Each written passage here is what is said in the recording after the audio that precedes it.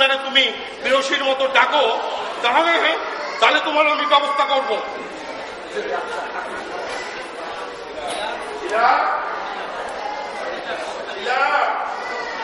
তোমার টিচার পরীক্ষাটা নিয়ে আসো।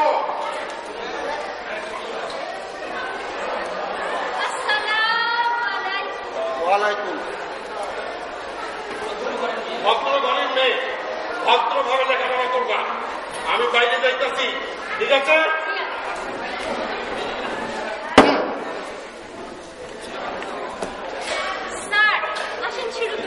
আচ্ছা, তোমার আপা সকালে বাড়িতে কিভাবে গতকাল বলবা না? এক্ষুনি করে মাথা মাথায় চৌচিন করে দিয়েছিল। সরি স্যার, আমি তো জানতাম না। আসেন শুরু করি, এখন আর কোন সমস্যা নেই। আসেন স্যার।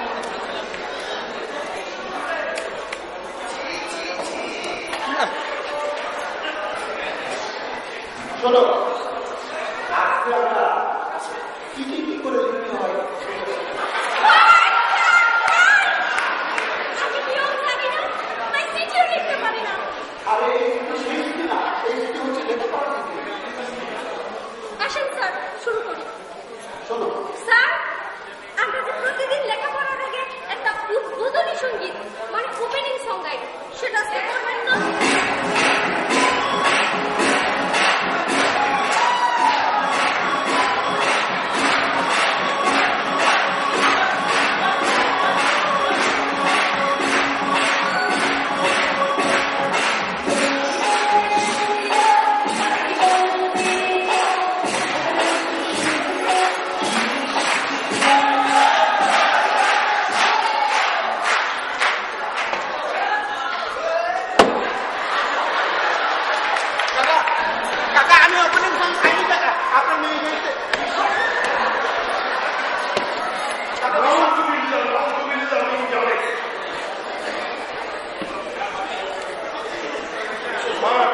তোমার আমি ব্যবস্থা করবো। শিলা, বিশ্বাস করুন কাকা, আমি ওখানে গাইনি, আপনার মেয়ে গিয়েছে। পড়াশোনার সময় ওপেনিং চং কিসের?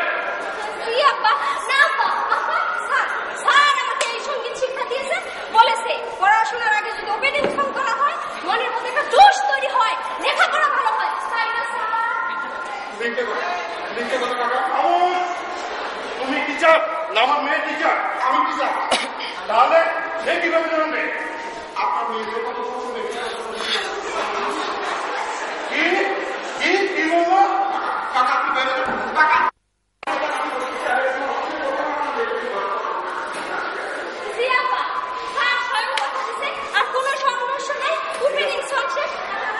ঠিক আছে, যাইতেছি, কিন্তু মনে রাখবা পড়াশোনা যেন ঠিক মতো হয়।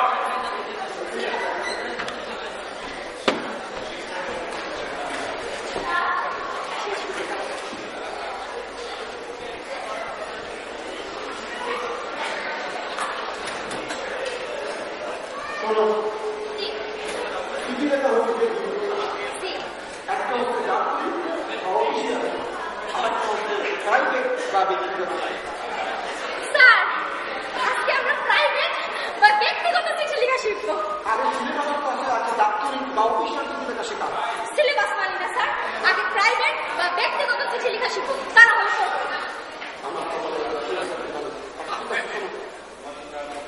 প্রাইভেট চিঠি হচ্ছে, মনে করো একজন বন্ধু আরেকজন বন্ধুকে চিঠি লিখতেছে, একটা ভ্রমণ কাহিনী সে কোথায় বেড়াইতে গিয়েছে, কোথায় কেমনে বেড়াইছে, এইসব পুরার কাহিনী লিখে বন্ধুর কাছে একটা চিঠি লিখবে। এটা হচ্ছে প্রাইভেট বা ব্যক্তিগত। স্যার, এই চিঠি লেখা শিখে আমার কি লাভ? লাভ? ইয়েস স্যার, লাভ। আজকে লাভ লেখা কিভাবে শিখবো বলেন স্যার? আরে সিলেবাসে তো লাভ লেখা চিঠি লেখা না, আমি কি করে শিখাবো? লাভ লেখা নাই, সিলেবাসে নাই, তাহলে সিলেবাস যারা লিখছে তারা ভুল করছে, আমরা তো আর ভুল করতে পারি না স্যার। চলেন আজকে আমরা লাভ লেখা চিঠি লেখা শিখবো। আর আপনি যদি না শিখেন, আমি কুদ্দুস স্যারে খবর পাঠাবো আমার প্রাইভেট টিচার হিসেবে। দেখো, শোনো, লাভ লেটার চিঠি লিখতে হলে প্রথমে সম্বোধন করতে হয় ডিয়ার ডার্লিং বা প্রিয়তমা। প্রিয়তমা, প্রথমেই তোমাকে 1,99,909টি ভালোবাসা জানাই। তুমি আমাকে ছেড়ে এত দূরে আসো, তা আমার ভালো লাগে না। তুমি আমার কাছে আসো, তুমি কাছে না আসলে আমার কাছে ঘুম হয় না, আমার দিন কাটে না। তুমি আমার হাত ধরো, তুমি আমার জড়ায় ধরো। আমি চলিয়ে আসি, আমি চড়াইয়া ঘুরিয়ে আসি।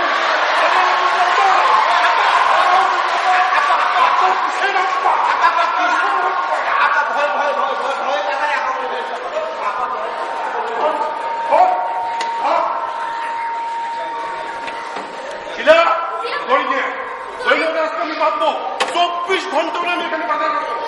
ধরে নিয়ে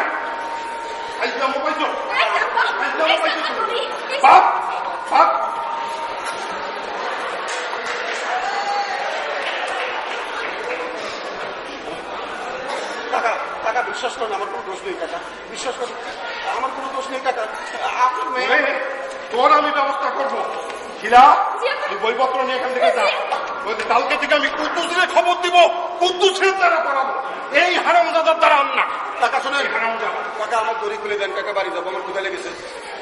ব্যাগটা ক্ষুধা লাগছে, ঠিক আছে, তোর খাওয়ার ব্যবস্থা আমি করতেছি। কাকা কাকা শিলা, কাকা আমার গ্যাস্ট্রিক রোগ আছে, নারী ক্ষুধা হলে যদি আমি মারা যাই তাহলে কিন্তু আপনি দায়ী থাকবেন। ঠিক আছে, তোর ব্যবস্থা হচ্ছে। শিলা, প্লেটে করে খাবার নিয়ে আয়।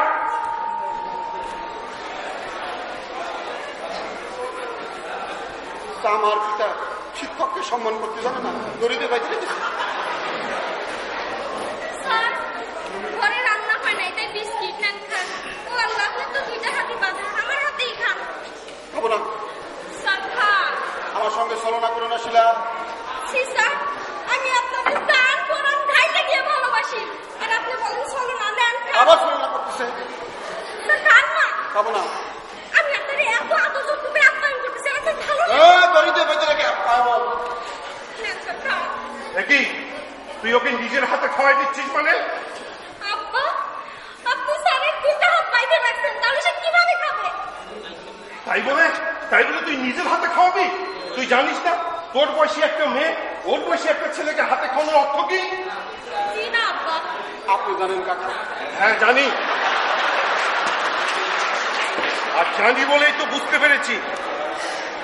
একদিন বাড়িতে থেকেই আমি সবকিছু ধরে ফেলেছি। তোমরা দুইজন একে অন্যের সঙ্গে সুপারগুলোর মতো আটকে গেছো। তোমাদের আর পৃথক করা যাবে না। তাই আমি মেনে নিলাম, তোমাদের দুইজনের প্রেম আমি মেনে নিলাম।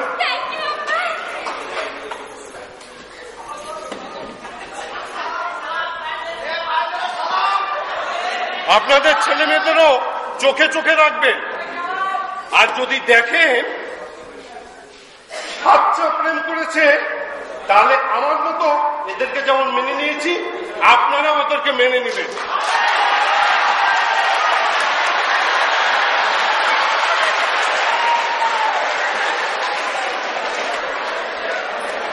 পরপর দুটি সাংস্কৃতিক অনুষ্ঠান আপনারা উপভোগ করলেন। সকলকে, সমস্ত সুধীমণ্ডলীকে গতকাল এবং আজকে এই অনুষ্ঠান উপভোগ করার জন্য আমি এবং আমার সপ্তম ব্যাচের সকলের পক্ষ থেকে জানাচ্ছি শুভেচ্ছা এবং অভিনন্দন।